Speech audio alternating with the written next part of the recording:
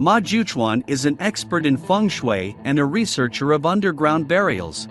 Chinese officer Qin Tian turns to him when he needs to enter an ancient tomb and search it for a legendary artifact called the Ghost Seal, supposedly granting immortality.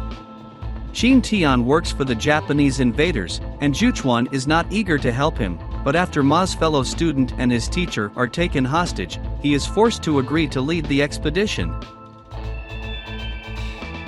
It's all about comparison, and that's one of the reasons you need to watch a bad movie every now and then. The trend of fantasy action-adventure movies about tomb explorers has already exhausted itself, but from time to time it still shows signs of life and produces worthy projects, but the authors of the Qinling Town Tiancoffins don't try to revitalize it, but instead pack it in a coffin, nail it and bury deep, so that people who watched their movie in future will run like hell from every project that involve ancient tombs and powerful artifacts of immortality. In the case of Qinling Town Tiancoffins, there is no use to remember similar films, compare them with this movie and to analyze in detail what is wrong with it. Everything is wrong with it, and this movie collected problems at every stage of production, from scriptwriting and filming to editing and computer graphics. For example, the movie starts from the middle part.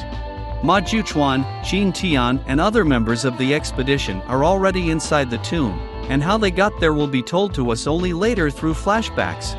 It seems that decision to move middle part of the movie to the beginning was made in the editing stage, because the boring, banal and exhausted backstory right from the start would drive viewers off, so they won't wait for the cave adventures. But if the fact that the movie has no beginning can be understood and forgiven, the fact that it has no end is a problem. Moreover, it doesn't end on a cliffhanger, but simply cuts off in the middle of a climactic action scene, as if the authors ran out of money to rent the pavilions, so a watchman came, cut off the electricity on the site and kicked everyone out. Why someone would want to watch a movie that ends with literally nothing? And there is nothing worth watching in the first place. It's an extremely low-budget flick with very typical for this genre adventures and riddles, unconvincing background computer graphics, which even by low standards of Chinese online cinema is outdated by about 5 years. It's not the first time director Tao Yuan has exploited other people's trends. He's made a couple of films about Detective D, one about criminal Dr. Sun Xiai, and a folklore detective Strange Talk about Haishailing. But before he was honestly trying to make a movie that could interest someone. This time he didn't just exploit other people's ideas, he did everything he could to leave only scorched earth behind him,